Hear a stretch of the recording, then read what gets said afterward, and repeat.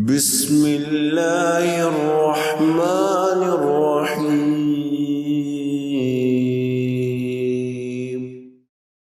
نحمده ونصلي على رسوله الكريم اعوذ باللہ من الشیطان الرجیم بسم اللہ الرحمن الرحیم رب اشرح لي صدری ویسر لي امری واحلل عقدۃ من لسانی یفقهوا قولی۔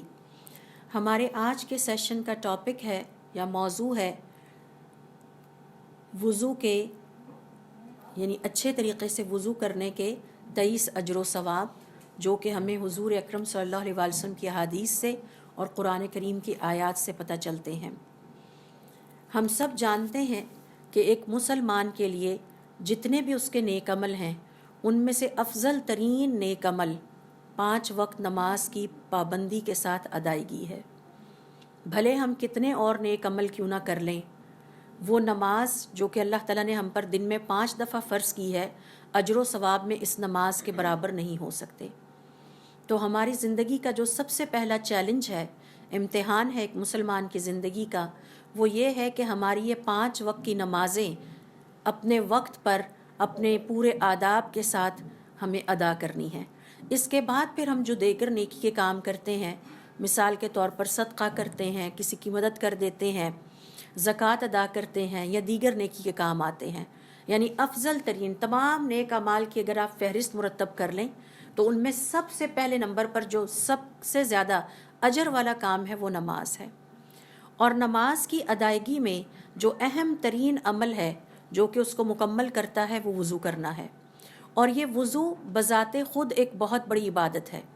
نماز بذات خود اجر و ثواب کا ایک خزانہ ہے، اور وضو بھی اسی طرح سے اجر و ثواب کا ایک خزانہ ہے۔ تو آج ہم حضور اکرم صلی اللہ علیہ وسلم کی احادیث کی روشنی میں سیکھیں گے کہ کون سے 23 اجر و ثواب ہیں جن کے بارے میں حضور اکرم صلی اللہ علیہ وسلم نے اپنی احادیث میں ہمیں اس کی خوشخبری دی ہے۔ سب سے پہلے نمبر پر علماء کرام کے مطابق وضو کو اچھے طریقے سے کرنا، ایک ہے وضو کرنا سرسری طریقے سے کرنا، ایک ہے وضو کو اچھے طریقے سے کرنا، پورے شوق اور چاہت کے ساتھ اسے عبادت سمجھ کے کرنا۔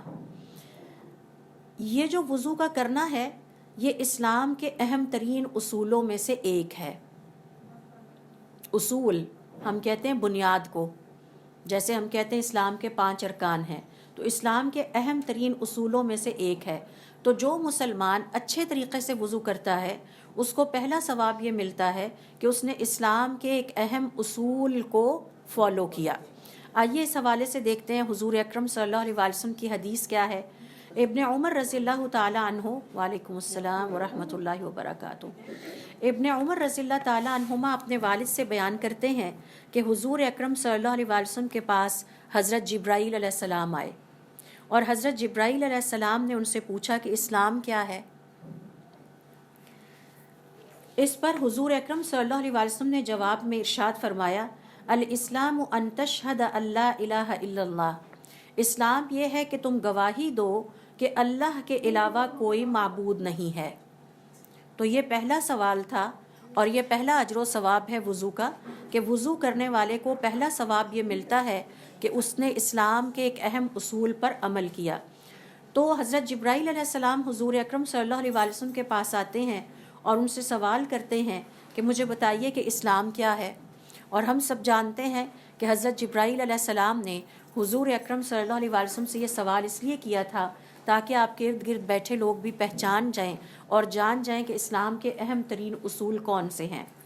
تو آپ صلی اللہ علیہ وسلم نے ارشاد فرمایا، اسلام یہ ہے نمبر 1 ان تشہد ان لا الہ الا اللہ، کہ تم گواہی دو کہ اللہ تعالیٰ ہی ہمارے معبود ہیں اور اللہ کے علاوہ ہمارا کوئی معبود نہیں ہے۔ وَأَنَّ مُحَمَّدَ رَسُولُ اللَّهِ، نمبر 2 یہ گواہی دو کہ حضور اکرم صلی اللہ علیہ وسلم اللہ کے رسول اور اس کے پیغمبر ہیں۔ اور پھر فرمایا وَأَن تُقِيمَ الصَّلَاةَ، اور یہ کہ تم نماز قائم کرو۔ تیسرا نیک عمل ہو گیا، اسلام کے اہم اصول حضور اکرم صلی اللہ علیہ وسلم بتا رہے ہیں۔ وَتُؤْتِ الزَّكَاةَ، اور زکوٰۃ دو۔ وَتَحُجُّ، حج کرو۔ وَتَعْتَمِرُ، اور تم عمرہ کرو۔ وَتَغْتَسِلُ مِنَ الْجَنَابَةِ، اور جنابت یا ناپاکی کی حالت میں غسل کرو۔ وَأَن تُتِمَّ الْوُضُوءَ، اور یہ کہ تم اپنے وضو کو مکمل طور پر اچھے طریقے سے کرو، وَتَصُومَ رَمَضَانَ، اور رمضان کے روزے رکھو۔ تو یہ ہے حضور اکرم صلی اللہ علیہ وسلم کا جواب حضرت جبرائیل علیہ السلام کے اس سوال کے بعد کہ مجھے بتائیے کہ اسلام کیا ہے۔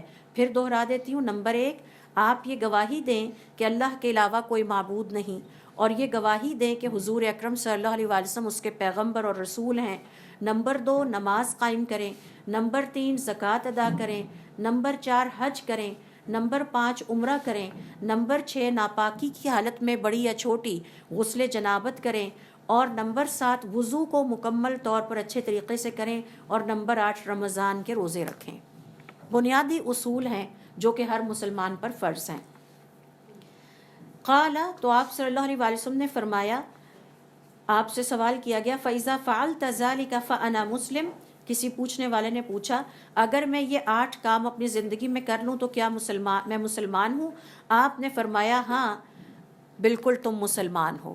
تو ایک مسلمان کے لیے اسلام کے یہ 8 بنیادی اصول ہیں، اور ان میں سے ایک کیا ہے؟ وَأَن تُتِمَّ الْوُضُوءَ، اور تم وضو کو مکمل طریقے سے اچھے طریقے سے کرو۔ وضو کے اپنے کچھ آداب ہیں، ان آداب کا خیال رکھا جائے۔ یعنی یہ کافی نہیں ہے کہ ہم صرف وضو اچھے طریقے سے کریں، اچھے طریقے کا مطلب ہے کہ جو آداب ہمیں اسلام نے سکھائے ہیں اس کے مطابق کریں۔ تو یہ ہے پہلا اجر و ثواب جو کہ ایک مسلمان کو وضو کرنے پر ملتا ہے، کہ اس نے اپنے دین اسلام کے اہم ترین بنیادی اصولوں میں سے کسی ایک اصول پر عمل کرنے کا اجر حاصل کر لیا، اپنے دین کو مکمل کر لیا، اپنے ایمان کو مکمل کر لیا وضو اچھے طریقے سے کرنے سے۔ دوسرے نمبر پر دیکھیے، اچھے طریقے سے وضو کرنے، اور اچھے طریقے سے مراد یہ ہے کہ مسنون طریقے سے اسلام کے آداب اور احکام کے مطابق۔ تو گویا ہمیں وہ آداب بھی سیکھنے ہوں گے، ہمیں پتہ ہونا چاہیے کہ کن 7، 8 یا 10 آداب کو ہم نے مد نظر رکھتے ہوئے وضو کرنا ہے۔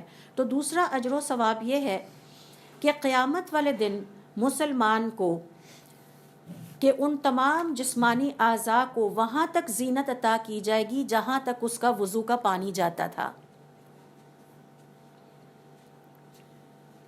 دوسرا اجر و ثواب یہ ہے مسلمان کے لیے کہ قیامت والے دن اسے وضو کرنے کے نتیجے میں اپنے جسم کے اعضاء کے ان تمام حصوں تک زینت سے بھر دیا جائے گا جہاں تک اس کے وضو کا پانی جاتا تھا۔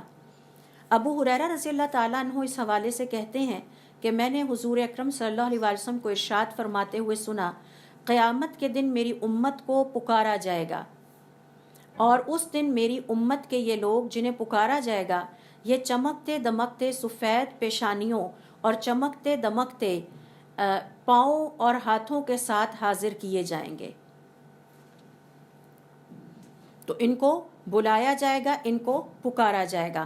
اور علماء کرام کا یہ کہنا ہے کہ یہ جو یہاں پر حضور اکرم صلی اللہ علیہ وسلم کے الفاظ ہیں، ان امتی یدعون، میری امت کو پکارا جائے گا، اس کا مطلب ہے کہ special announcement will be made for them, ایک خاص اعلان کے ذریعے سے انہیں سب کے سامنے ان کے اعزاز کا ذکر کر کے بلایا جائے گا، آ جائیں اب امت محمدیہ کے وہ سارے لوگ کہ جنہیں اللہ تعالیٰ کی طرف سے خوشخبری ہے کہ ان کے چہرے آج چمک دمک رہے ہیں اور ان کے ہاتھ پاؤں آج زینت کے ساتھ چمک دمک رہے ہیں۔ اور سب کے سامنے اعلان کرنے کا مقصد یہ ہے کہ ان کی شہرت دور دور تک پھیل جائے، وہ سب کے سامنے۔ حدیث میں ایک اور جگہ پر علماء کرام کے الفاظ ہیں کہ انہیں کل مخلوقات کے سامنے حاضر کیا جائے گا، ان کا اعزاز بتا کے، جیسے ہم کسی ڈسٹنکشن والے بچے کو کلاس روم میں پکارتے ہیں کہ اب میں آپ کو بتانے لگی ہوں ہمارے کلاس کا وہ بچہ کہ جس نے اتنے مارکس لے کے پورے اسلام آباد میں یا بورڈ میں ٹاپ کیا ہے۔ تو یہ جو special announcement will be made for them, ایک خاص اعلان کیا جائے گا، اور اس کا مقصد ان کا وہ نیک عمل، اس کا ذکر کیا جائے گا کہ دنیا کی زندگی میں یہ وہ نیک مسلمان ہیں۔ اور یہ دوسرا اجر و ثواب ہے وضو کرنے پر کہ یہ وہ مسلمان ہیں جو اپنے وضو کو اسلامی آداب اور احکام کے مطابق، مسنون طریقے کے مطابق دنیا کی زندگی میں کیا کرتے تھے۔ تو علماء کرام کا یہ کہنا ہے کہ اس سے مراد یہاں پر یہ ہے۔ اسی طرح سے علماء کرام اس حدیث کی تشریح میں بیان کرتے ہیں کہ یہ امت مسلمہ کے خاص افراد ہوں گے۔ خاص افراد سے مراد یہ ہے کہ امت مسلمہ کے جو لوگ قیامت والے دن اجر و ثواب پائیں گے، ان کی مختلف کیٹیگریز یا درجے ہوں گے. جیسے آپ کے ہاں جب رزلٹ کمپائل ہوتا ہے تو کچھ اسٹوڈنٹ سی کیٹیگری میں آتے ہیں، کچھ اسٹوڈنٹ بی کیٹیگری میں آتے ہیں اور ہم کہتے ہیں یہ بی گریڈرز ہیں، کچھ اے گریڈ میں آتے ہیں اور کچھ ڈسٹنکشن پہ چلے جاتے ہیں. تو جیسا کہ میں نے اس سیشن کے سٹارٹ میں آپ سے شیئر کیا کہ مسلمان کے اگر نیک اعمال کی فہرست مرتب کی جائے تو اس میں سب سے پہلے نمبر پر جو نیک عمل آتا ہے جس کا اجر و ثواب ہر دیگر عمل سے زیادہ ہے وہ نماز ہے. اور آپ کو پتہ ہے کہ نمازوں کو پابندی کے ساتھ 5 وقت پڑھنا کتنا مشکل ہے، کسی جہاد سے کم نہیں ہے.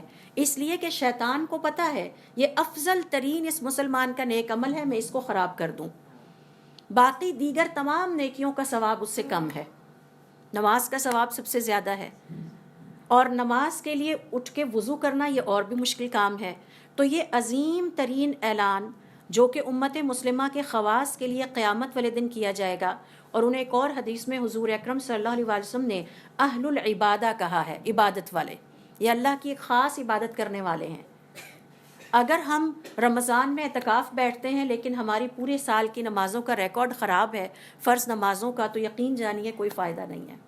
پہلی کریکشن جو ہم نے اپنی کرنی ہے، پہلی اصلاح جو ہم نے اپنی کرنی ہے وہ یہ کہ ہماری 5 وقت کی نماز جس طرح مرضی کے حالات ہوں ہمیں وہ اپنی وقت پہ پڑھنی ہے اور اس کا وضو اچھے طریقے سے کرنا ہے. بھلے آپ صدقات نوافل کم کر دیجئے، اگر آپ کی نمازیں ٹھیک نہیں ہیں تو کوئی فائدہ نہیں ہے. اور ہم سب جانتے ہیں کہ نماز کی تاکید کتنی زیادہ ہے. تو علماء کرام کا یہ کہنا ہے کہ قیامت والے دن انہیں اہل العبادہ کا ٹائٹل دیا جائے گا اور ان کی نشانی یہ ہوگی کہ یہ سارے اکٹھے ہوں گے ایک جگہ پر اور اللہ رب العزت کی پکار پر یہ پورا گروہ حاضر کر دیا جائے گا. اور یہ چمکتے دمکتے چہروں والے اور چمکتے دمکتے ہاتھ پاؤں اور اعضاء والے ہوں گے.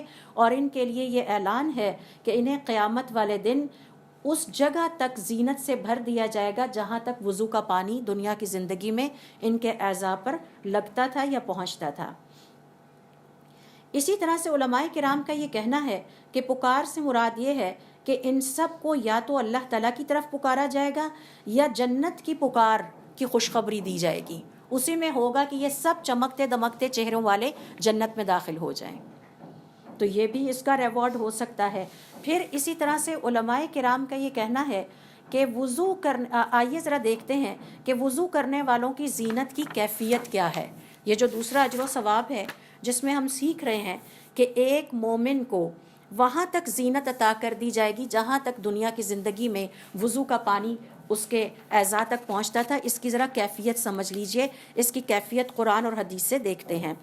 اس حوالے سے علماء کرام کا یہ کہنا ہے اس حدیث کی تشریح میں جو کہ مختلف کتابوں سے میں نے یہاں آپ کے لیے اکٹھی کی ہے کہ اس کا مطلب یہ ہے کہ قیامت والے دن یہ جو کیٹیگری ہوگی یعنی امت مسلمہ اپنی نماز کی وجہ سے دیگر اقوام پر برتری اور فضیلت کی حامل ہوگی، الگ سے پہچانے جائیں گے، چاہے یہ بکھرے ہوئے بھی ہوئے مختلف جگہوں پہ تو پہچانے جائیں گے. یہ چمکتے چہروں والے اور ہاتھ پاؤں والے سب امت مسلمہ کے لوگ ہیں اور انہیں دیگر دنیا کی تمام اقوام پر برتری اور فضیلت حاصل ہوگی اور وہ ان پر رشک کر رہے ہوں گے. کتنے خوش نصیب لوگ ہیں. یہی وجہ ہے کہ آپ صلی اللہ علیہ وسلم ایک حدیث میں فرماتے ہیں اور بڑے سخت الفاظ ہیں، اللہ تعالیٰ ہمیں اپنی اصلاح کی توفیق عطا فرمائے، کہ نماز چھوڑنے والا یا ترک کرنے والا قیامت والے دن فرعون اور حامان اور قارون کے ساتھ اٹھایا جائے گا.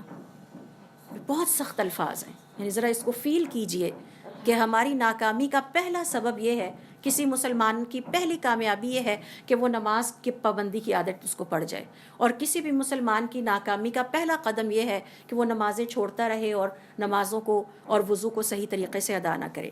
اسی طرح سے علماء کرام کا یہ کہنا ہے کہ سب کے سامنے پکارے جانے کا ایک اور مقصد بھی ہے اور وہ یہ شہرت ہے. شہرت سے انسان کو بڑی محبت ہوتی ہے، دل چاہتا ہے کہ مجھے جو اعزاز ملا اسے ساری دنیا کے سامنے بیان کیا جائے اور ثابت ہو جائے کہ جو کچھ میں ہوں کوئی اور نہیں ہے. اس شہرت کے حصول کے لیے آپ دیکھ رہے ہیں آج کل سوشل میڈیا پہ انسان کیا کچھ کرتے ہیں. راتوں رات مشہور ہو جانے کے لیے ہر گھٹیا ترین حرکت کرنے کے لیے بھی وہ تیار ہوتے ہیں اور کر رہے ہیں. فحاشی، بے حیائی اور عریانی کی کوئی حد ہماری قوم نے نہیں چھوڑی جو کہ ہمیں وہاں نظر نہیں آتی. تو شہرت کی محبت انسان کے دل میں بڑی شدید ہوتی ہے اور قیامت والے دن حقیقی شہرت وہ ہے جو کہ اللہ تعالیٰ کے نیک بندوں کو اور کامیاب بندوں کو قیامت والے دن عطا کی جائے گی.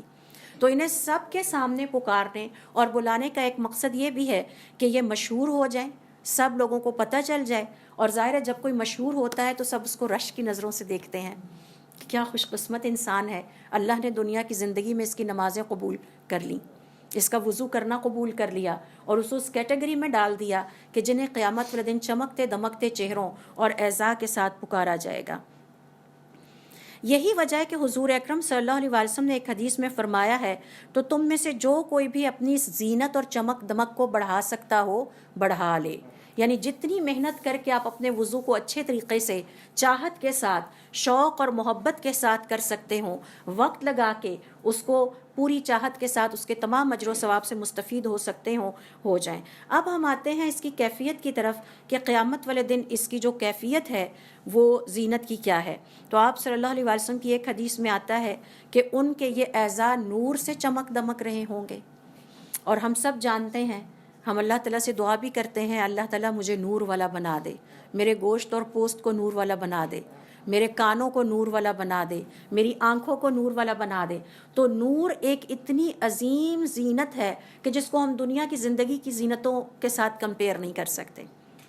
جبکہ اس کے مقابلے میں علماء کرام کا یہ کہنا ہے کہ قرآن کریم کے مطالعے سے ہمیں پتہ چلتا ہے کہ قیامت والے دن جو اب یہ نور جو ہے یہ باطنی زینت ہے. اس کے مقابلے میں قیامت والے دن ان وضو والوں کو جو اچھے طریقے سے وضو کرتے تھے انہیں ایک ظاہری زینت بھی عطا کی جائے گی, جیسے دنیا کی زندگی میں ہم سب ظاہری زینت کا اہتمام بہت کرتے ہیں. اور وہ کیا ہے؟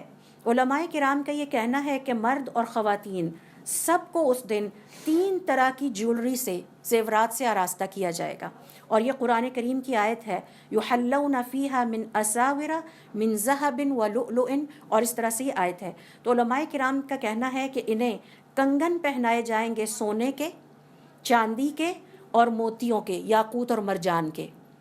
اگین 3 ڈفرنٹ طرح کے کنگن ہیں, سونا, چاندی اور یاقوت اور مرجان. تو اس کا مطلب ہے کہ وضو کرنے والوں کی کیٹیگریز ہیں. کچھ لوگ سرسری سا وضو کرتے ہیں, کچھ اس کو عبادت کی اہمیت دے کے کرتے ہیں, کچھ اس کے لیے بڑے کانشیس ہوتے ہیں, کچھ لاپرواہی سے کر دیتے ہیں. تو اس کا مطلب یہ ہوا کہ میرا اور آپ کا وضو اللہ رب العزت کے ہاں جو اسیس ہو رہا ہے اس کے نتیجے میں اس کا اجر و ثواب it varies from person to person. ہر انسان ایک جیسا اجر اس پہ نہیں پا رہا. اور ہم سب جانتے ہیں کہ اجر و ثواب کے حوالے سے ایک فیکٹر بہت امپورٹنٹ رول پلے کرتا ہے, اور وہ ہماری نیتیں ہیں. نیت کے اوپر تمام عملوں کا دار و مدار ہے. تو ہم بوجھل دل کے ساتھ اٹھ کے وضو کر رہے ہیں اور نماز پڑھ رہے ہیں, یا ہم شوق اور چاہت کے ساتھ, کیا ہماری پریفرنسز میں ہمارا وضو, ہماری ترجیحات میں ہمارا وضو اور ہماری نماز ہے کہ نہیں ہے, یہ ساری چیزیں بہت میٹر کرتی ہیں. تو اس حوالے سے علماء کرام کا یہ کہنا ہے کہ یہ تو وہ ڈفرنٹ قسم کی ظاہری زینت ہے جس کا اللہ رب العزت نے قرآن کریم میں ذکر کیا ہے. باطنی زینت جو کہ ایک مسلمان کو قیامت والے دن حاصل ہوگی وہ نور ہوگا, وہ نور ہوگا. تو گویا باطن بھی چمک رہا ہوگا اور ظاہر بھی اس دن خوبصورت ہوگا. اور یہ سب سے پرفیکشن کی ایک آئیڈیل کنڈیشن ہے کہ جس میں انسان کا ظاہر اور باطن ایکولی خوبصورت ہو جائے, برابر ہو. یہ نہ ہو کہ وہ دیکھنے میں کچھ اور لگے اور اندر سے وہ کچھ اور نکلے. اور ظاہر ہے کہ یہ جو قرآن کریم کی آیت میں ان لوگوں کے لیے, جنتیوں کے لیے قیامت والے دن جن انعامات کا ذکر کیا گیا ہے ان میں سے ایک انعام ہے کہ انہیں سونے اور چاندی اور یاقوت اور مرجان اور قیمتی موتیوں کے زیورات سے آراستہ و پیراستہ کیا جائے گا. تو حضور اکرم صلی اللہ علیہ وسلم کا یہ فرمانا دوبارہ میں دہرا دیتی ہوں. آپ صلی اللہ علیہ وسلم فرماتے ہیں کہ تم میں سے جو چاہے پھر اپنی زینت کو جتنا بڑھا لے. اس میں ظاہری زینت بھی ہے, آراستہ و پیراستہ ہونا قیامت والے دن, اور اس میں باطنی زینت بھی ہے کہ تم میں سے جو چاہے اپنے نور کے لیے جتنی مشقت کر سکتا ہو وہ آج کر لے. تو دونوں طرح کا جو ریوارڈ ہے یہ وضو کرنے کا سیکنڈ اجر و ثواب ہے. دوسرا اجر و ثواب ہے کہ مسلمان کو قیامت والے دن جہاں جہاں تک اس کے وضو کا پانی جاتا تھا وہاں وہاں تک اس کو زینت عطا کی جائے گی, وہاں وہاں تک اس کو نور عطا کیا جائے گا. اور زینت کے دو اسپیکٹس ہیں, ایک باطنی زینت ہے جو کہ نور ہے, اور ایک ظاہری زینت ہے جو کہ اللہ تعالیٰ نے جنتیوں کا ذکر کیا جب قرآن کریم میں کہ ان کو جو انعامات عطا کیے جائیں گے ان میں سے ایک جیولری ہے, سونے اور چاندی اور یاقوت اور مرجان کے کنگن اور زیورات سے ان کو آراستہ اور پیراستہ کیا جائے گا.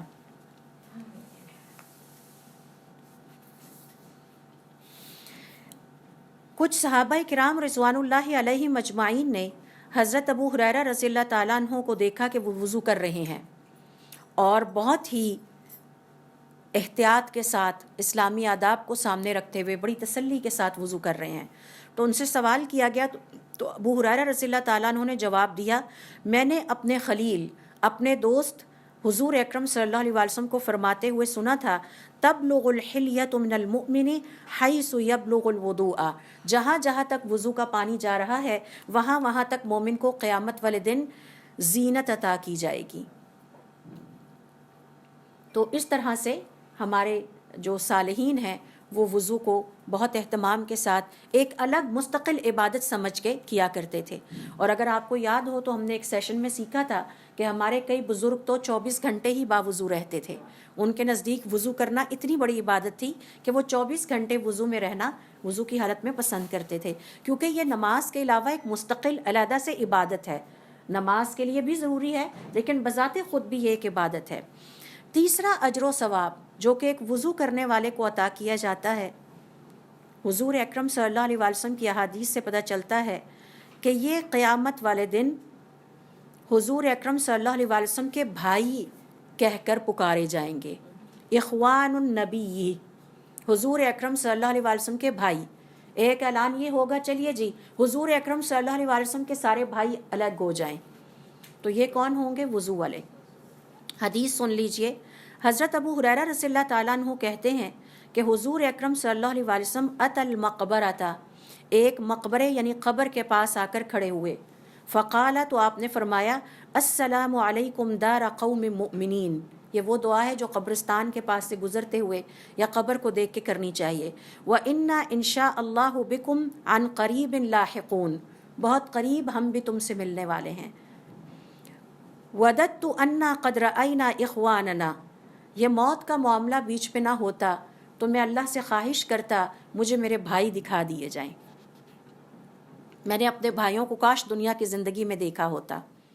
قالوا, تو صحابہ کرام رضوان اللہ علیہ مجمعین نے فرمایا, اولسنا اخوانک یا رسول اللہ, اے اللہ کے رسول کیا ہم سارے آپ کے بھائی نہیں ہیں, ہر وقت آپ کے ساتھ ہوتے ہیں. قال, آپ نے فرمایا, انتم اصحابی, تم میرے صحابہ کرام ہو. وَإِخْوَانُنَا الَّذِينَ لَمْ يَأْتُوا بَعْدَ, میرے بھائی وہ ہیں جو ابھی نہیں آئے اس دنیا میں اور وہ میری شریعت پر دی ہوئی پر عمل کریں گے. قالوا, تو صحابہ کرام رضوان اللہ علیہ مجمعین نے پوچھا, کیف تعرفوا, آپ کیسے پہچانیں گے قیامت والے دن ان لوگوں کو, من لم یأتی بعد من امتک, جو ابھی تک آپ کی امت میں آئے ہی نہیں.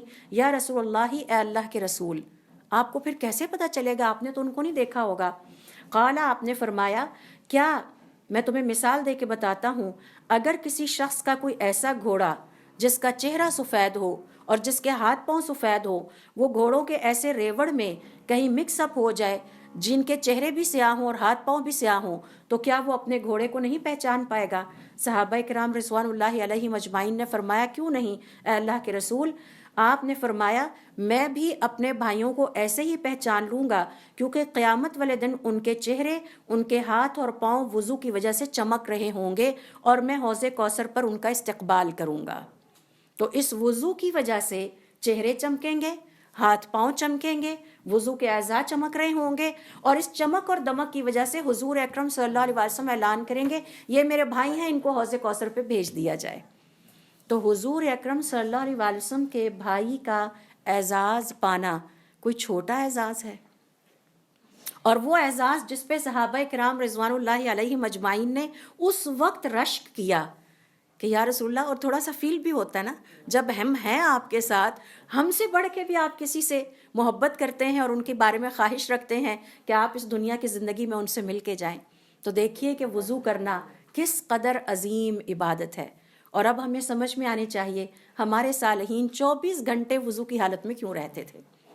اور آپ دیکھیے کہ ایک خاص عمر کے بعد جب بڑھاپے کے علامات شروع ہوتے ہیں تو وضو کا مستقل قائم رہنا خاصا مشکل ہو جاتا ہے، اور ایک بزرگ کے لیے اپنے وضو کی بار بار تجدید کرنا خاصا مشکل ہے. یہ سب ایک جہاد سے کم نہیں ہے.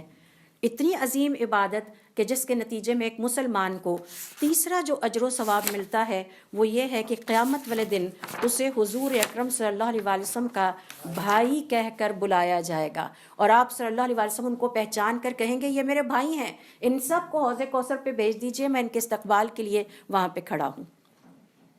اور ہم جانتے ہیں کہ حوض کوثر کا ایک منظر یہ بھی ہے کہ بہت سارے لوگ آگے بڑھیں گے، فرشتے ان کو کھینچ کے پیچھے کر دیں گے.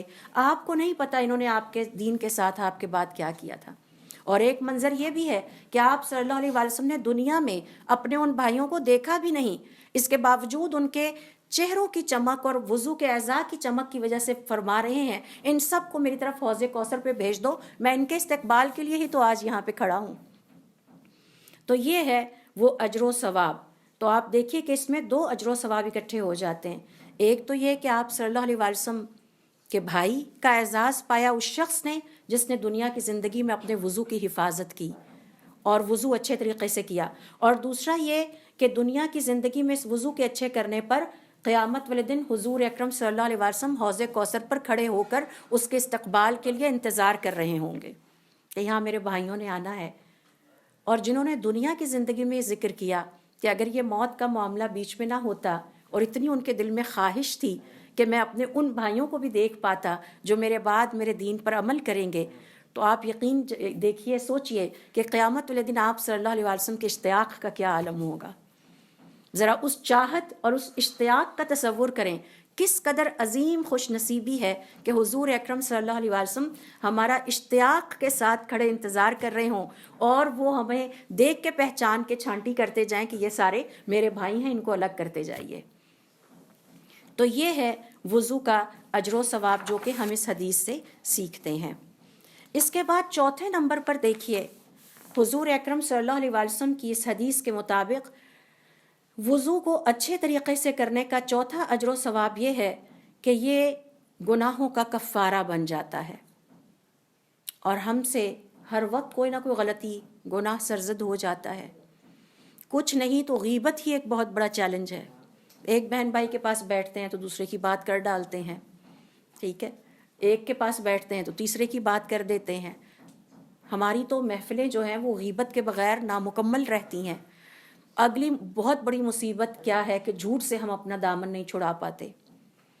بہت کوشش کرتے ہیں لیکن پھر کہیں نہ کہیں غلطی ہو جاتی ہے.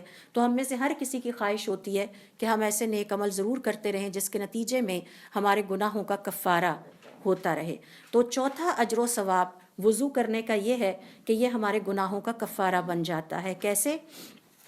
ابو ہریرہ رضی اللہ تعالیٰ عنہ کہتے ہیں کہ حضور اکرم صلی اللہ علیہ وسلم نے ارشاد فرمایا، جب کوئی اللہ کا بندہ وضو کرتا ہے یا صاحب ایمان وضو کرتا ہے، اپنے چہرے کو دھوتا ہے، تو اس کے چہرے سے کیے گئے تمام گناہ وضو کے ساتھ نکل جاتے ہیں، وضو کے پانی کے ساتھ نکل جاتے ہیں. چہرے کے ساتھ کیا کیا گناہ ہوتے ہیں؟ چہرے پہ آنکھیں پائی جاتی ہیں، ناک پایا جاتا ہے، گناہ میں یہ سب اعضاء ملوث ہوتے ہیں. پھر اسی طرح سے اس کی آنکھوں سے وہ تمام گناہ نکل جاتے ہیں پانی کے ساتھ، وضو کے پانی کے ساتھ جو اس نے اپنی آنکھوں سے کیے ہوتے ہیں. آج کل کا تو سب سے بڑا لہو و لعب اور جو چیلنج ہے وہ سوشل میڈیا ہے. اور کیا گندگی نہیں ہے جو اس پہ اویلیبل نہیں ہے. ہمارے گھر گھر کے بچے کے ہاتھ میں اپنا اپنا، ہر بزرگ کے ہاتھ میں اپنا اپنا واٹس ایپ اور اپنا اپنا میڈیا موجود ہے. نہ چاہتے ہوئے بھی ہم سکپ بھی اس کو کریں، آگے بھی کرتے جائیں تو کچھ نہ کچھ ایسا کھل جاتا ہے کہ جس کے بعد انسان کی نظر ایسی چیزوں پر پڑ جاتی ہے. اور پھر اسی طرح سے فرمایا کہ جب وہ اپنے ہاتھوں کو دھوتا ہے تو اس کے ہاتھوں کے تمام گناہ جھڑ جاتے ہیں، وضو کے پانی کے ساتھ نکل جاتے ہیں. پھر اسی طرح سے جب وہ اپنے پاؤں کو دھوتا ہے تو اپنے اس کے پاؤں کے وضو کے پانی کے ساتھ اس کے تمام گناہ جھڑ جاتے ہیں، یہاں تک کہ وہ گناہوں سے بالکل صاف ستھرا ہو کر نکلتا ہے. اور یہی اعضاء ہیں جن کے ذریعے سے ہم گناہ کرتے ہیں. آنکھوں سے گناہ ہوتے ہیں، زبان سے گناہ ہوتے ہیں، اور علماء کرام لکھتے ہیں اپنی کتابوں میں کہ بنی آدم اپنے جسم کے جس عضو سے سب سے زیادہ گناہ کرتا ہے وہ زبان ہے۔ 70 کے قریب گناہ صرف زبان سے ہوتے ہیں، اور وہ سب گناہ کبیرہ ہیں، جن میں آپ غیبت دیکھ لیجئے، جن میں جھوٹ بولنا دیکھ لیجئے، جھوٹی گواہی دینا دیکھ لیجئے، حق بات کو چھپانا نہ کرنا، باطل بات کرنا دیکھ لیجئے۔ تو ہمارا زبان وہ عضو ہے کہ جس سے سب سے زیادہ گناہ ہوتے ہیں۔ پھر اسی طرح سے آنکھوں سے گناہ ہوتے ہیں، ہاتھ سے گناہ ہوتے ہیں، ٹھیک ہے۔ تو یہ حضور اکرم صلی اللہ علیہ وسلم کی حدیث ہے، اور اس کی تشریح میں علماء کرام یہ کہتے ہیں کہ آپ صلی اللہ علیہ وسلم نے اس حدیث میں 4 بیسک جو آرگنز ہیں یا اعضاء ہیں ان کا ذکر کیا ہے۔ وہ چہرہ ہے، دونوں ہاتھ ہیں، سر ہے، اور اس کے دونوں پاؤں ہیں۔ اور جب وضو کرتے ہیں تو ان تمام اعضاء جو کہ وضو کے اعضاء ہیں ان کی 2 طرح سے طہارت کا انتظام ہوتا ہے۔ ایک تو آپ نے ان کی ظاہری طہارت کا اہتمام کر لیا، چہرے کو دھویا، کوئی مٹی پڑی ہوئی تھی، کوئی ڈسٹ پڑی ہوئی تھی، وہ ساری صاف ہو گئی۔ اسی طرح سے ہاتھوں پہ کوئی گرد و غبار تھا، کوئی پاؤں میں چیز لگی ہوئی تھی، سب اچھی طرح سے صاف ہو گئے۔ اور ایک طہارت ان کی باطنی طہارت ہوتی ہے۔ باطنی طہارت کا مطلب یہ ہے کہ جو گناہ ان اعضاء سے ہوئے تھے وہ بھی صاف ہو گئے۔ تو وضو ایک مومن کو ظاہری طور پر بھی صاف کر دیتا ہے اور باطنی طور پر بھی گناہوں سے صاف کر دیتا ہے۔ تو نیک اعمال کا مقصد یہ ہوتا ہے کہ ہمارا باطن بھی صاف ہوتا رہے اور ہمارا ظاہر بھی صاف ہوتا رہے۔ پھر اسی طرح سے اس حدیث کی تشریح میں علماء کرام کا یہ کہنا ہے، نمبر 2 پہ نوٹ کر لیجئے کہ وضو جسمانی نظافت کے ساتھ ساتھ باطنی طہارت کا بھی انتظام ہے، اور یہ اللہ رب العزت کا بہت بڑا احسان ہے کہ اللہ تعالیٰ نے اس کو ہمارے لیے واجب قرار دیا ہے۔ تیسرے نمبر پر علماء کرام کا یہ کہنا ہے کہ گناہ جھڑ جاتے ہیں کہ مطلب یہ ہے کہ گناہ معاف کر دیے جاتے ہیں۔ ہمیں اور اللہ تعالیٰ سے کیا چاہیے؟ اپنے گناہوں کی معافی تو چاہیے۔ چوتھے نمبر پر علماء کرام کا یہ کہنا ہے کہ گناہ سے مراد اللہ تعالیٰ کے حق میں کیے گئے گناہ ہیں، انسانوں کے حق میں کیے گئے گناہ نہیں ہیں۔ یہ نہ سمجھا جائے کہ ہم نے وضو کر لیا ہے تو جو کسی کا حق ہمارا تھا وہ بھی ہمارا گناہ ساقط ہو گیا، نہیں۔ ہم نے وضو کر لیا اور جو غیبت ہم نے کی تھی اب وہ ساقط ہو گیا، یہ گناہ نہیں۔ نوٹ کر لیجئے، گناہ سے مراد اللہ کے حق میں کیے گئے گناہ ہیں۔ اگین نوٹ کر لیجئے، اللہ کے حق میں کیے گئے گناہوں کی 2 قسمیں ہیں، ایک صغیرہ گناہ اور ایک کبیرہ گناہ، اور ہمیں پتہ ہی نہیں ہے کہ اللہ تعالیٰ کے حق میں کیے گئے گناہ صغیرہ کون سے ہیں اور کبیرہ کون سے ہیں۔ لہٰذا علماء کرام کا یہ کہنا ہے کہ اس حدیث سے یہ نہ سمجھا جائے کہ ہمارے کبیرہ گناہ جو اللہ کے حق میں کیے گئے ہیں، مخلوق کے حق میں نہیں، وہ پینڈنگ ہے، وہ ہمیں اسی طرح سے حق دینا ہوگا۔ اگر ہم نے کسی کی تنخواہ رکھ لی ہے وہ بھی دینی ہوگی، اگر ہم نے کسی کو برا بھلا کہا، گالم گلوچ کیا، وہ بھی معاف نہیں ہوگا وضو سے۔ تو وضو سے جو گناہ معاف ہوتے ہیں وہ اللہ کے حق میں کیے گئے صغیرہ گناہ ہیں، کبیرہ نہیں۔ تو گویا ہمیں سیکھنے کی ضرورت ہے کہ اللہ کے حق میں ہم کون سے گناہ کرتے ہیں، ان میں سے صغیرہ کون سے ہیں اور ان میں سے کبیرہ کون سے ہیں، کیونکہ علماء کرام کا یہ کہنا ہے کہ کبیرہ گناہ صرف توبہ سے ہی معاف ہوتے ہیں۔ کبیرہ گناہ اللہ کے حق میں کبیرہ اکبر الکبائر ہے شرک کرنا، کسی نجومی یا کاہن کے پاس جانا، میرا یہ ہفتہ کیسا گزرے گا، ان الیکشنز میں کون سی پارٹی جیتے گی۔ اور اگین مجھے تکلیف ہوتی ہے دیکھ کے سوشل میڈیا پہ کہ اب ماشاءاللہ ہمارے یہ کاہن اور نجومی بھی بہت ایکٹیو ہو گئے ہیں، اور ان کی ویورشپ سب سے زیادہ ہوتی ہے، کیونکہ ہماری نوجوان نسل کو سب سے زیادہ ان سے جو ہے وہ توقعات ہوتی ہیں۔ اور آپس میں مسلمان اکٹھے ہوں تو پہلا انٹروڈکشن ہی ہوتا ہے آپ کا سٹار کون سا ہے اور میرا سٹار کون سا ہے، اور یہ کبیرہ ترین گناہ ہے، اکبر الکبائر، اللہ کے ساتھ کسی کو شریک ٹھہرانا۔ یہ توبہ سے ہی معاف ہوگا، یہ وضو کرنے سے، یہ اللہ کے حق میں کبیرہ گناہ ہے، صغیرہ گناہ نہیں ہے۔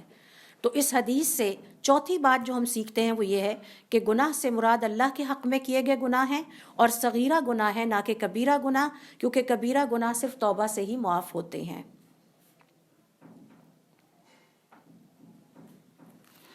اس حوالے سے دیکھیے قرآن کریم میں بھی اللہ رب العزت نے جب وضو اور غسل اور تیمم کا ذکر کیا ہے، سورۃ المائدہ کی آیت نمبر 6 دیکھیے تو اس میں اللہ تعالیٰ کا ارشاد ہے، ما یرید اللہ لیجعل علیکم من حرج، یہ جو وضو میں نے تم پر فرض کیا ہے اور غسل فرض کیا ہے، اور نماز کا پڑھنا اور تیمم کا کرنا ہے، اس کا مقصد ہرگز یہ نہیں کہ اللہ تعالیٰ تمہیں مشقت اور تکلیف میں ڈالنا چاہتا ہے۔ وَلَكِنْ يُرِيدُ لِيُطَهِّرَكُمْ، لیکن اللہ تعالیٰ چاہتا ہے کہ تمہیں پاک کر دے، اور پاکیزگی بھی کیسی؟ ظاہری پاکیزگی بھی اور باطنی پاکیزگی بھی۔ اور ظاہری پاکیزگی وضو میں اور غسل میں اور تیمم میں جو حاصل ہوتی ہے وہ یہ کہ کم از کم یہ اعضاء صاف ہو جاتے ہیں، اور باطنی پاکیزگی یہ ہے کہ جو گناہ صغیرہ گناہ اللہ کے حق میں کیے تھے وہ جھڑ جاتے ہیں۔ اور پھر آگے فرمایا وَلِيُتِمَّ نِعْمَتَهُ عَلَيْكُمْ، تاکہ وہ اپنی نعمت کو تم پر مکمل کر دے، لَعَلَّكُمْ تَشْكُرُونَ، تاکہ تم اس کے شکر گزار بن جاؤ۔ اب سوال یہ پیدا ہوتا ہے کہ یہ نعمت کیا ہے؟ اللہ تعالیٰ تمہیں قیامت والے دن اس وضو کے 23 ثواب دینا چاہتا ہے، جن میں سے ایک یہ ہے کہ تمہیں حضور اکرم صلی اللہ علیہ وسلم کا بھائی کہہ کر قیامت والے دن بلایا جائے گا، اور حوض کوثر پر حضور اکرم صلی اللہ علیہ وسلم آپ کا استقبال کریں گے اور آپ کے وہ تمام صغیرہ گناہ معاف ہو جائیں گے۔ تو اللہ تعالیٰ نے یہ جو چھوٹا سا ایک نیک عمل، یعنی اگر آپ اپنی نمازوں کی ڈیوریشن کا پورے دن میں اندازہ لگائیں تو وہ 25 منٹ سے زیادہ نہیں ہے، اور اگر اس کے ساتھ وضو کا لگائے تو 3 منٹ سے زیادہ نہیں ہے۔ بڑے اچھے طریقے سے بھی ٹائم لگا کے وضو اگر آپ کریں گے تو وہ 5 منٹ پر وضو سے زیادہ نہیں ہے۔ تو اللہ تعالیٰ نے یہ جو عمل تمہارے لیے چھوٹا سا رکھا ہے، اللہ تعالیٰ تمہیں اس کے لیے مشقت میں نہیں ڈالنا چاہتا، اس میں وہ اپنی نعمتیں تم پر مکمل کرنا چاہتا ہے جو اس نے آخرت میں تمہارے لیے تیار کر رکھی ہیں، کیونکہ دنیا آخرت کی کھیتی ہے۔ دنیا میں جو بھی وقت ہے، مال ہے، صحت ہے ہمارے پاس، وہ آخرت کی کھیتی ہے۔ 5ویں اور 6 نمبر پر دیکھیے، ایک ہی حدیث میں 2 اجر و ثواب کا ذکر کیا گیا ہے جو کہ وضو کرنے کے حوالے سے ہمارے سامنے آتے ہیں۔ جس کسی نے بھی حضور اکرم صلی اللہ علیہ وسلم کے بتائے ہوئے طریقے کے مطابق اس کے آداب اور اس کے احکام اور اس کی مسنون طریقوں کو سامنے رکھتے ہوئے وضو کیا، غفر لہ ما تقدم من ذنبہ، اس کے تمام سابقہ گناہ معاف کر دیے جاتے ہیں، اور اسی طرح سے پچھلی اور اگلی نماز کے درمیان جو اس نے اللہ کے حق میں صغیرہ گناہوں کا ارتکاب کیا تھا وہ بھی معاف کر دیے جاتے ہیں۔ تو گویا وضو کرنا ساتھ ساتھ ہی انسان کو صاف کرتا رہتا ہے۔ عثمان ابن عفان رضی اللہ تعالیٰ عنہ کہتے ہیں حضور اکرم صلی اللہ علیہ وسلم نے ارشاد فرمایا، من توضأ، جس کسی نے وضو کیا، فاحسن الوضوء، اور پھر وضو کو بہت اچھے طریقے سے کیا۔ اچھے طریقے سے کرنے کا مطلب کیا ہے کہ اس کے تمام آداب کو مد نظر رکھتے ہوئے کیا اور مسنون طریقے سے جیسا کہ حضور اکرم صلی اللہ علیہ وسلم کرتے تھے ویسے ہی کیا۔ خرجت خطایاہ من جسدہ، اس کے پورے جسم میں سے سارے گناہ نکل جاتے ہیں، حتی تخرج من تحت اظفارہ، یہاں تک کہ اس کے ناخنوں کے نیچے سے بھی نکل جاتے ہیں۔ اچھا، یہ جو حدیث کے الفاظ ہیں یہ میرے لیے بہت اہم ہیں۔ اس کے جسم میں سے سارے گناہ نکل جاتے ہیں، اس کا مطلب ہے کہ یہ جو گناہ ہیں یہ ہمارے جسم کے اندر آ جاتے ہیں، جمع ہوتے رہتے ہیں اور نحوست اور بے برکتی کا باعث بنتے رہتے ہیں۔ اور ابن القیم الجوزیہ رحمۃ اللہ علیہ اپنی کتاب میں، جو کہ بڑی مشہور کتاب ہے دوائے شافی، اس میں انہوں نے 30 سے زیادہ گناہوں کے جو اثرات لکھوائے ہیں اور ذکر کیے ہیں، ان میں سے ایک یہ ہے کہ جسم بیماریوں کا شکار ہونے لگتے ہیں جب گناہ زیادہ ہو جاتے ہیں، مشکلات اور تکلیفیں بڑھنے لگتی ہیں، عبادت کرنا مشکل ہو جاتا ہے، عبادت میں دل نہیں لگتا، عبادت کرنے کے لیے جسم بوجھل ہو جاتا ہے جبکہ دنیا کے سارے کام ہو جاتے ہیں۔ ابن الجوزی رحمۃ اللہ علیہ فرماتے ہیں، اے غافل، جب تمہیں اطاعت کی طرف بلایا جاتا ہے تو تم کہتے ہو کہ میری طبیعت خراب ہے، اور جب برائی کے کام کرنے ہوتے ہیں تو تم چست اور توانا ہو جاتے ہو۔ تو یہ سب اس بات کی نشانی ہے کہ ہمارے گناہوں نے ہمیں جکڑ رکھا ہے، ہمارے گناہ ہمیں نیکی کے کام کی طرف نہیں جانے دیتے۔ تو آپ صلی اللہ علیہ وسلم نے فرمایا، جس کسی نے وضو کیا اور پھر اپنے وضو کو اچھے طریقے سے کیا، اچھے طریقے میں وہ آداب ہمیں آنے چاہیے جو وضو کے ہیں، اور وضو والی جگہ پہ وہ لکھ کے لگوا دیں تاکہ ہر مسلمان وضو کرنے سے پہلے ان کو پڑھ لے، انشاءاللہ وہ ہم یہاں سیکھیں گے۔ اور پھر اس کو مسنون طریقے سے کیا تو یہ اچھا وضو ہے۔ خرجت خطایاہ من جسدہ، اس کے سارے جسم میں سے وہ گناہ نکل جاتے ہیں، حتیٰ کہ اس کے ناخنوں کے نیچے بھی جو گناہ تھے وہ بھی سارے نکل جاتے ہیں۔ یہاں پر اس حدیث کی تشریح میں علماء کرام کا یہ کہنا ہے، چند باتیں نوٹ کر لیجئے، کہ وضو کو اچھے طریقے سے کرنا، اس سے مراد یہ ہے کہ 3 دفعہ وضو کو کیا جائے. 1 دفعہ کرنا واجب ہے اور 3 دفعہ کرنا سنت ہے. یعنی 1 دفعہ بھی ہر عضو کو دھونا کافی ہے. ایک حدیث میں آتا ہے 2 دفعہ بھی دھویا جا سکتا ہے، اور 3 دفعہ سنت ہے. آپ صلی اللہ علیہ وسلم ہمیشہ 3 دفعہ ہی دھویا کرتے تھے، لیکن آپ نے اس طرح سے بھی دھو کے دکھایا ہے. تو وضو کرنے کا ایک اجر یہ ہے کہ آپ صلی اللہ علیہ وسلم کی سنت پر عمل کرنے کا ثواب ہمیں ملتا ہے. اور اس کے آداب کا بھی اگر خیال رکھا جائے تو اللہ رب العزت سے یہ امید کی جاتی ہے کہ اللہ تعالیٰ سے متعلقہ اللہ تعالیٰ کے حق میں کیے گئے صغیرہ گناہ معاف ہو جاتے ہیں، کبیرہ گناہ صرف توبہ سے ہی معاف ہو سکتے ہیں. تو ہمیں پتہ ہونا چاہیے کہ یہ جو شرک ہے، یہ جو اللہ رب العزت کے ساتھ دوسروں کو شریک ٹھہرانا ہے، اللہ کے علاوہ کسی اور سے توقعات باندھنا ہے، اللہ کے علاوہ کسی اور سے شکوہ کرنا ہے، اللہ کے علاوہ کسی اور سے اپنی تکلیف کا اظہار کرنا ہے، یہ اللہ تعالیٰ کو پسند نہیں ہے، اور یہ اللہ کے حق میں کبیرہ گناہوں میں سے ایک ہے. انشاءاللہ کبھی وقت ملا تو ہم اس پر تفصیل سے سیکھیں گے. اللہ رب العزت کے علاوہ کسی اور سے امید رکھنا، اللہ رب العزت سے کے علاوہ کسی اور سے شکوہ کرنا. ہاں جی، ہمارے صالحین اس بات کو ناپسند کرتے تھے. اور میں مثال آپ کو دینے لگی تھی کہ ہمارے ایک تابعی جو تھے، انہوں نے کبھی اپنے گھر والوں کو یہ نہیں پتہ چلنے دیا تھا کہ انہیں بخار ہے. اور ہمارے ایک صالح بزرگ گزرے ہیں جن کے گھر والوں کو 5 سال کے بعد پتہ چلا کہ ان کی نظر کمزور ہو چکی ہے، کیونکہ وہ اس بات کو ناپسند کرتے تھے کہ وہ اللہ کی مخلوق کے سامنے اپنی تکلیف کا اظہار کریں. تو ہمیں پتہ جو نہیں ہے. اگر ہمیں پتہ ہو تو ہم کبھی بھی ذکر نہ کریں، ہم صرف اپنے رب سے بیٹھ کے کہتے رہیں اللہ تعالیٰ تیرے سر میں درد ہے مجھے ٹھیک کر دے. 100 دفعہ بیٹھ کے وہاں کہہ لیں، وہ تو عبادت ہو جائے گی. اگر میں بیٹھ کے اپنی فرینڈ سے کہتی رہوں میرے سر میں درد رہتا ہے، کوئی عبادت نہیں ہے. اللہ سے اللہم انی اشکو بسی و حزنی الیک، حضرت یعقوب علیہ السلام نے اپنا شکوہ کس سے کیا؟ اللہ تعالیٰ سے. تو ہمارے صالحین کا ایک جو ہمیں ان سے سیکھنا چاہیے طریقہ کار یہ تھا کہ وہ اپنی مشکلات، اپنی مصیبتوں، اپنی تکلیفوں کا اظہار کسی سے نہیں کرتے تھے سوائے اللہ کے. اس میں شاعر اللہ کا مذاق اڑانا بھی آئے گا. اس میں وہ تو ہم پھر ایک ڈفرینٹ ڈسکشن ہے. میں صرف آپ کو مثال دے رہی ہوں کہ یہ جو حضور اکرم صلی اللہ علیہ وسلم کی حدیث ہے کہ اس کے تمام جسم کے گناہ نکل جاتے ہیں، حتیٰ کہ اس کے ناخنوں کے نیچے بھی جو گناہ تھے وہ بھی سارے نکل جاتے ہیں. تو علماء کرام کا یہ کہنا ہے کہ اس سے آپ دیکھیے کہ پتہ یہ چلتا ہے کہ حضور اکرم صلی اللہ علیہ وسلم کی اس حدیث کے مطابق تمام سابقہ گناہوں کی مغفرت، تمام سابقہ گناہوں کی مغفرت. انتہائی خوش قسمت ہے وہ مسلمان جس کا زندگی میں کوئی ایک ایسا کیا گیا ہے تمام کے ساتھ وضو قبول ہو جائے جس سے اس کے تمام سابقہ صغیرہ گناہوں کی مغفرت ہو جائے. اس سے بڑی کوئی خوشخبری نہیں ہو سکتی. اور امام ابن القیم رحمۃ اللہ علیہ فرماتے ہیں کسی مسلمان کی زندگی کا عظیم ترین دن وہ ہے جس دن اس کی توبہ قبول ہو گئی. ہم جو توبہ کرتے ہیں ہمیں نہیں پتہ ان میں سے کوئی قبول بھی ہوئی ہے کہ نہیں ہوئی.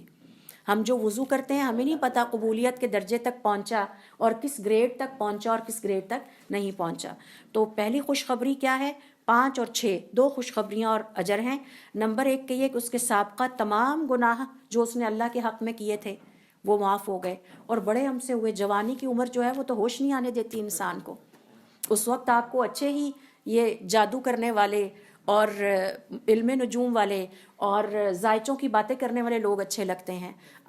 تعارف ہی ایک مسلمان کا آج شروع یہاں سے ہوتا ہے. اچھا آپ کا سٹار کون سا ہے؟ اچھا پھر آپ کو فلاں چیز بہت پسند ہوگی، مجھے پتہ ہے آپ فلاں سٹار کے ہیں. آپ کا یہ ایسی ہی کنورسیشن کرتے ہیں نا. اور ہم اپنے آپ کو بڑا ماٹ اسکاٹ سمجھتے ہیں کنورسیشن کر کے. ہمارے بچے یہ سمجھتے ہیں کہ ہم اگر ایسی باتیں کریں گے تو ہم معاشرے کے ساتھ چل رہے ہیں. اگر انہیں یہ بتایا جائے کہ بچوں یہ کبیرہ گناہ ہے تو وہ اس کو تسلیم کرنے کو تیار نہیں ہوتے. اٹس اے فیکٹ، یہ ایک حقیقت ہے. وہ سمجھتے ہیں جب سارے بچے یہ باتیں کر رہے ہیں تو ہم کیوں نہ کریں. تو اگر کسی کو یہ خوشخبری دے دی جائے کہ اس کی پیدائش سے لے کے آج کے دن تک اس نے اللہ کے حق میں جو صغیرہ گناہوں کا ارتکاب کیا تھا وہ سب اس وضو کی وجہ سے بخش دیے گئے ہیں، تو آپ دیکھیں کہ اس سے بڑی اور خوشخبری کیا ہو سکتی ہے. اور چھٹا ریوارڈ اسی میں ہے کہ ایک نماز سے دوسری نماز کے درمیان ساتھ ساتھ بھی صفائی ہوتی رہتی ہے، اور پیچھے بھی جو ان دا لانگ رن غلطیاں ہوئی تھی اللہ کے حق میں یا صغیرہ گناہ ہوئے تھے وہ سارے بھی بخشے جاتے ہیں. یہاں پر علماء کرام کا یہ کہنا ہے کہ اگر کوئی شخص یہ سوال کرے کہ حضور اکرم صلی اللہ علیہ وسلم کی ایک حدیث میں یا چند احادیث میں تو یہ آتا ہے کہ یہ جو 5 نمازیں ہیں یہ درمیان والا جو وقت ہوتا ہے اس میں کیے گئے گناہوں کا کفارہ ہیں. اگین میں اس میں امینڈمنٹ کروں گی، ایک نماز سے دوسری نماز کے درمیان جو اللہ کے حق میں صغیرہ گناہ کیے جاتے ہیں یہ نمازیں ان کا کفارہ ہیں. کسی کی غیبت کی ہے تو یہ اس کا کفارہ نہیں ہے.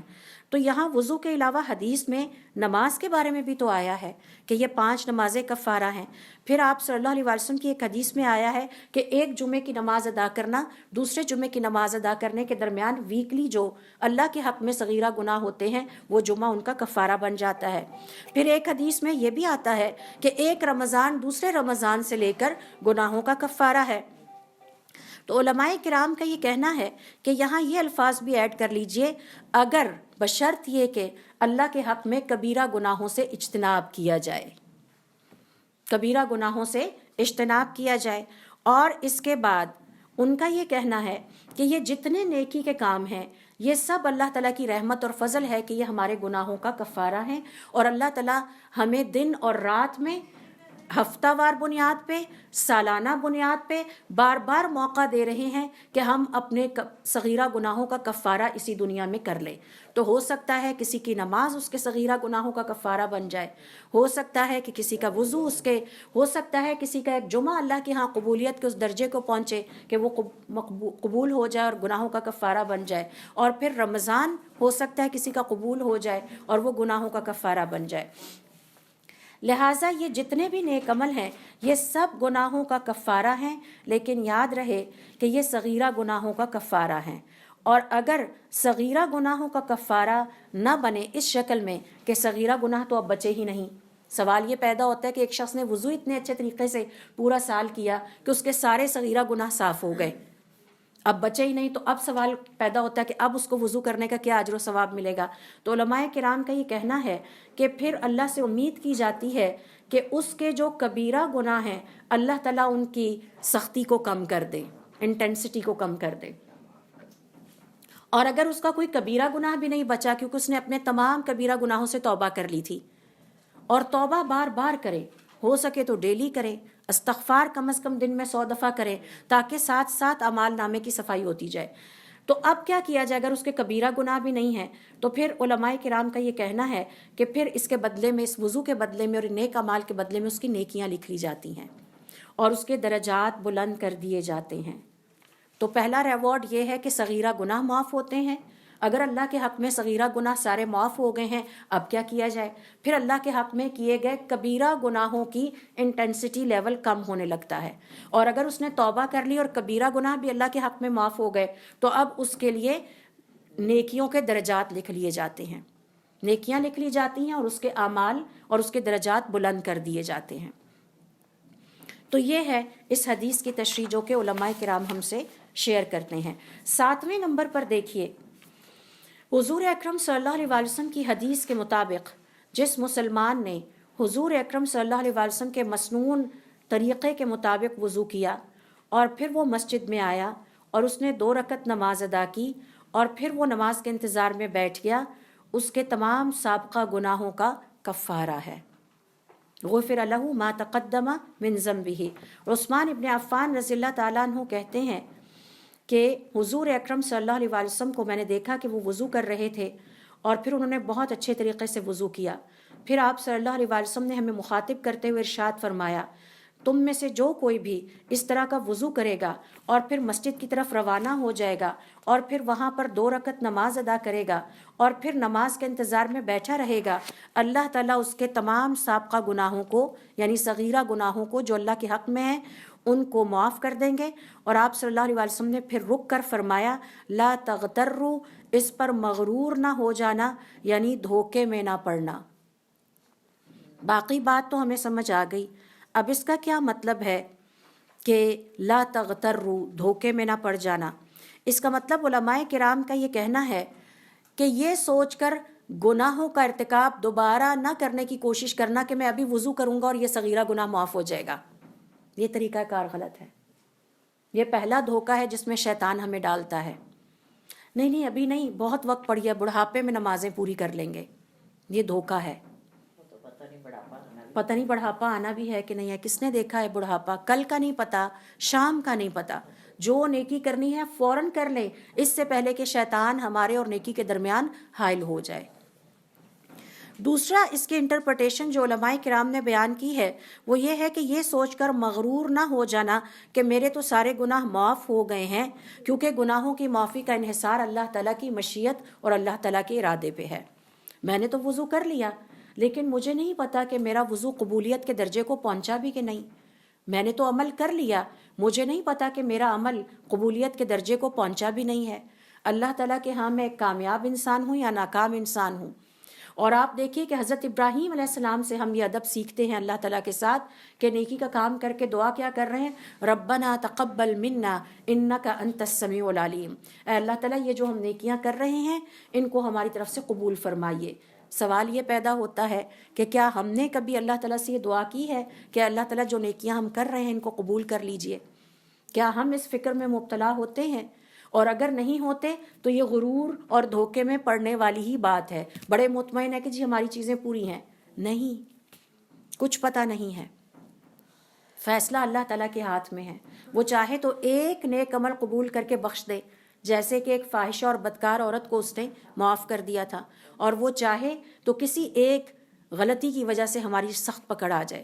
کیوں ہمیں سکھایا گیا ہے کہ دعا کریں اللہم حاسبنا حسابا یسیرا، اے اللہ تعالیٰ ہمارا حساب آسان کر دینا.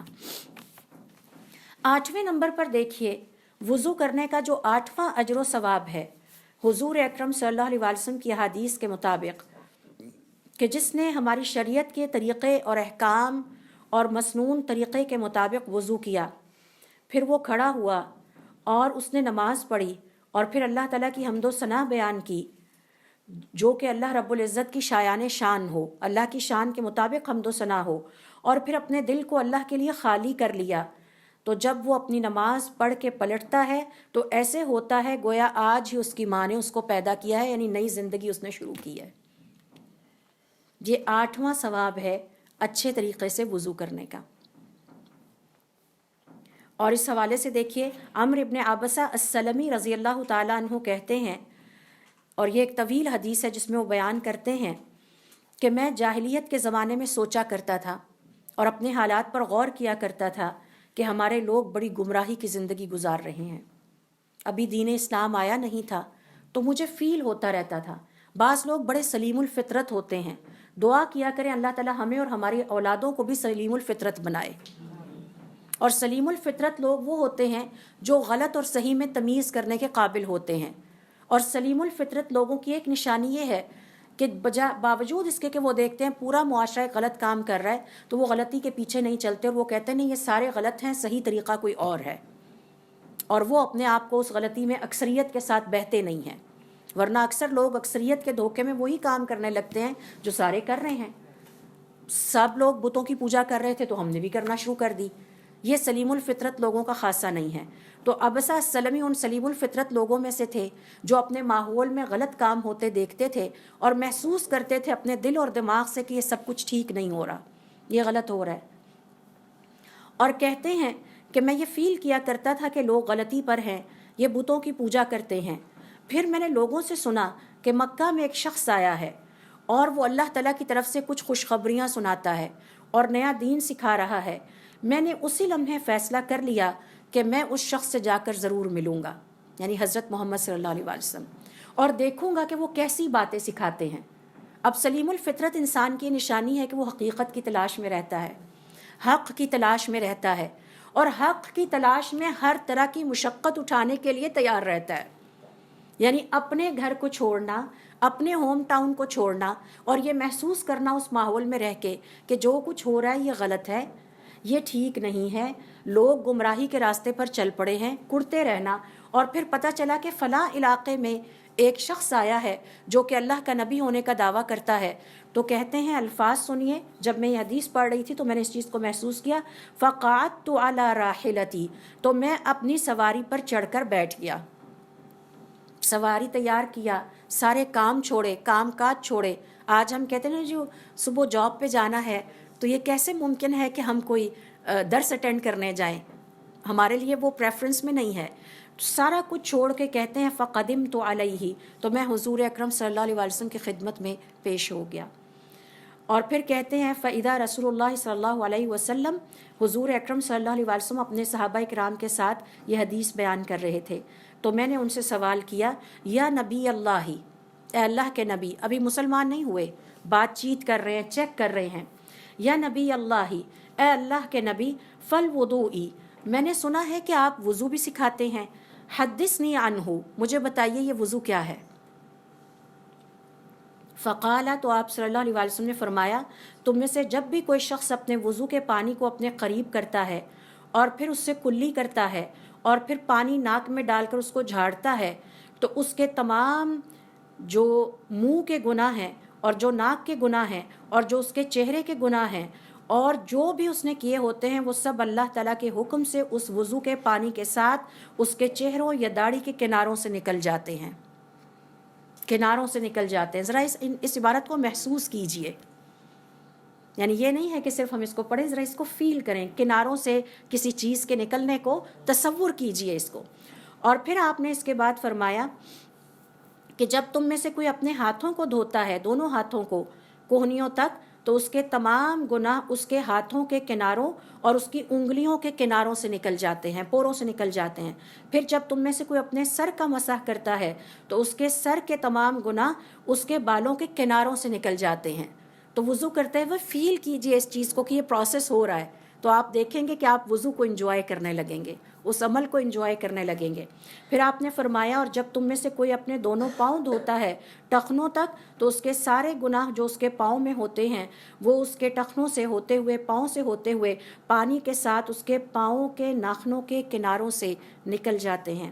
پھر جب وہ کھڑا ہو کر اللہ تعالیٰ کی حمد و ثنا بیان کرتا ہے اور اللہ تعالیٰ کی شان کے مطابق اس کی بزرگی اور تعظیم کا اظہار کرتا ہے، یعنی آپ نماز جب پڑھتے ہیں تو اللہ کی حمد و ثنا سے آغاز کرتے ہیں.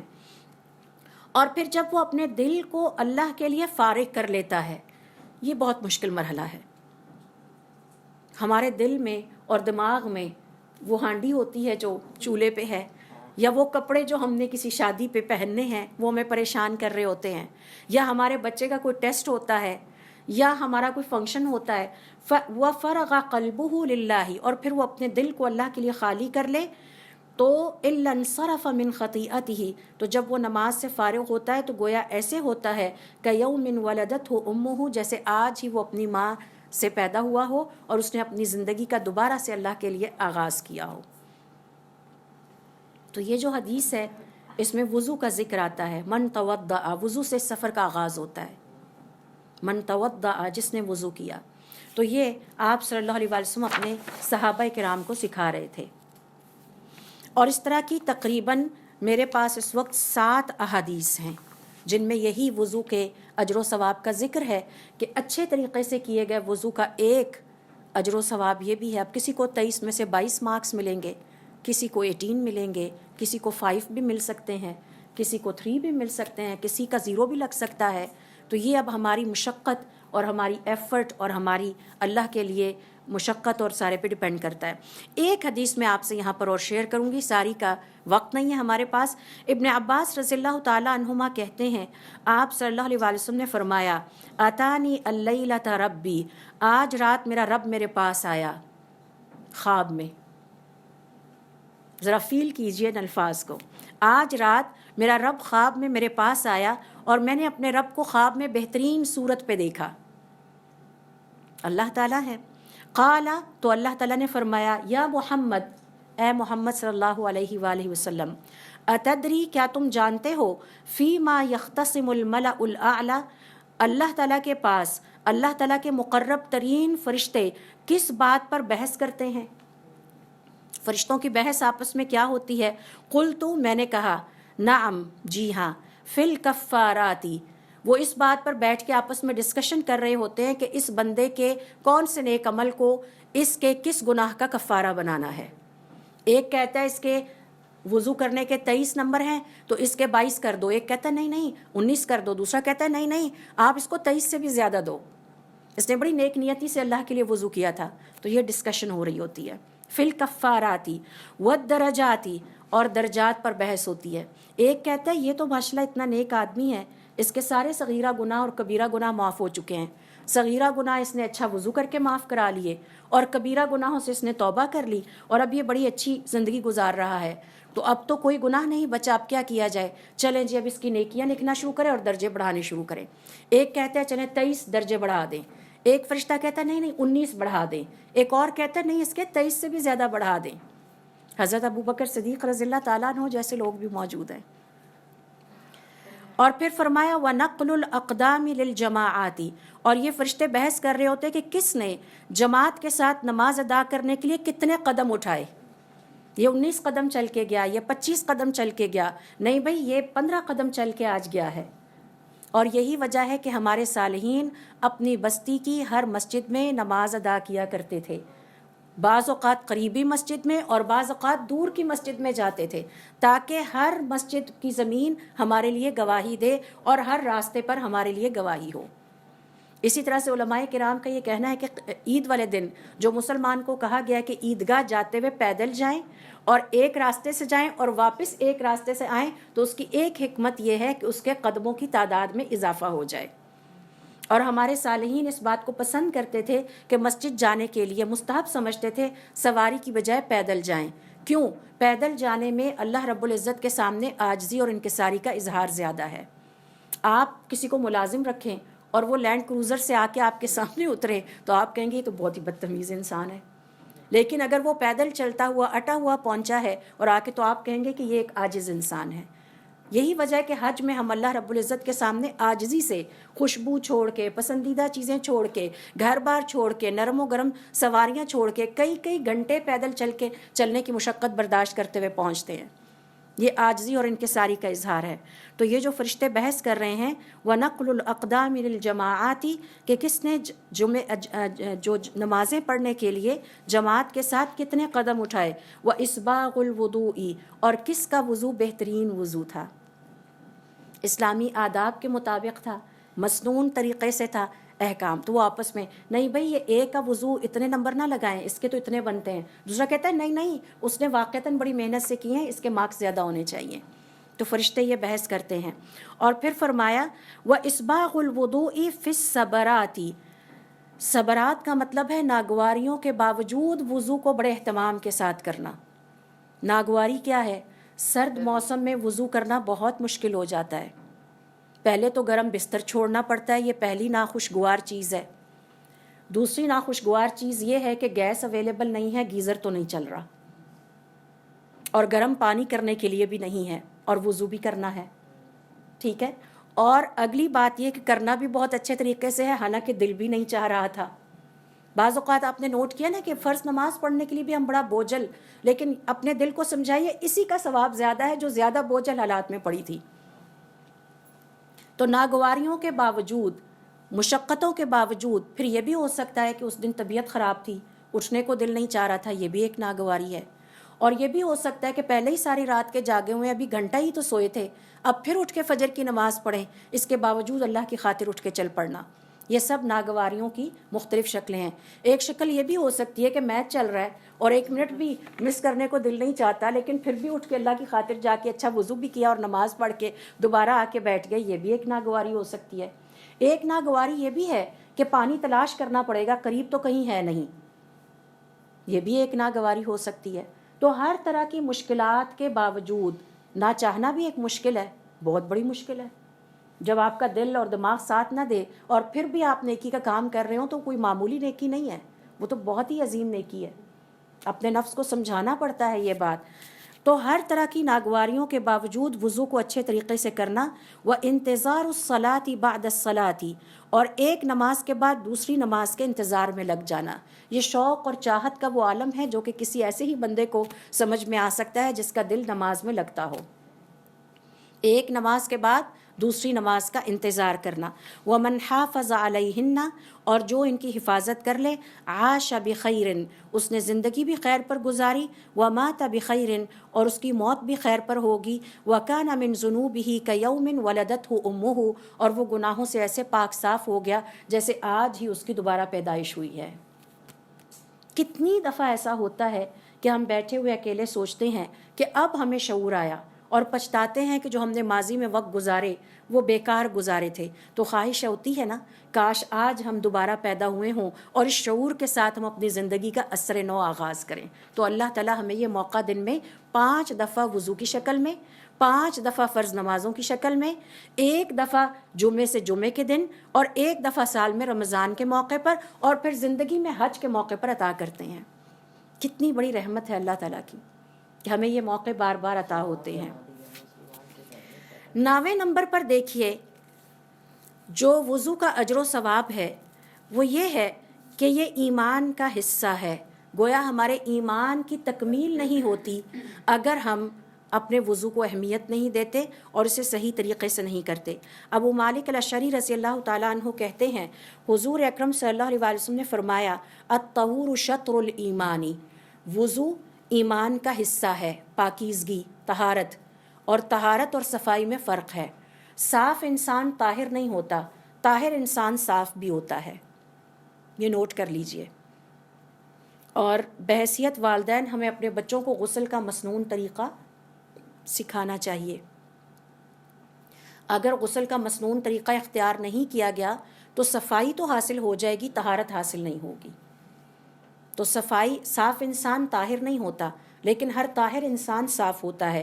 الطہور شطر الایمانی، یہ جو وضو ہے، طہارت ہے یا تیمم ہے یا غسل ہے، یہ سب ایمان کا ایک حصہ ہیں، ایمان کو مکمل کرتے ہیں. اور آپ دیکھیے کہ it's a very logical sequence, بڑی ترتیب سے اللہ تعالیٰ نے شروع کیا ہے. والحمد للہ تملأ المیزان، الحمد للہ سے میزان بھر جاتے ہیں.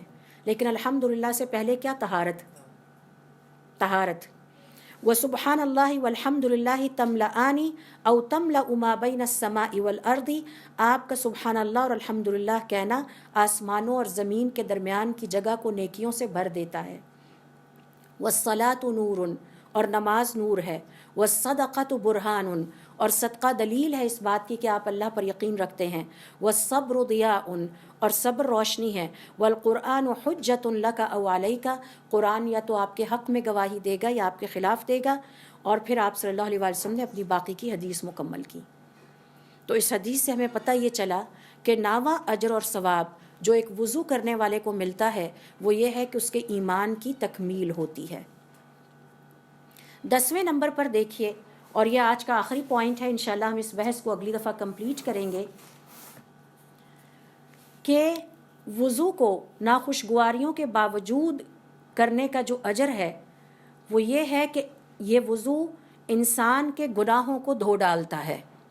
سارے گناہ وضو کے ساتھ ہی دھل جاتے ہیں.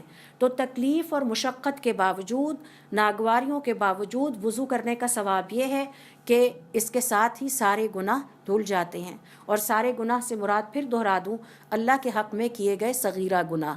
کبیرہ گناہوں کے لیے توبہ کرنا ضروری ہے اور ان کا ترک کرنا ضروری ہے.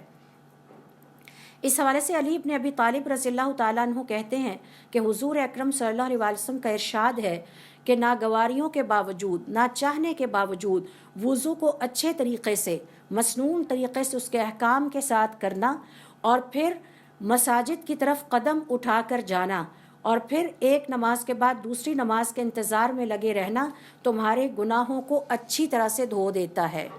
اور اچھی طرح سے دھو دینے کا مطلب یہ ہے کہ اس کا نشان تک باقی نہیں رہتا. جب آپ کسی کپڑے کو دھوتے ہیں تو اس کے 2 درجے ہو سکتے ہیں. ایک تو یہ کہ آپ نے دھو دیا لیکن داغ رہ گیا، ایک یہ ہے کہ وہ دھل کے ایسے صاف ستھرا ہو جائے کہ اس کا داغ بھی نہ بچے.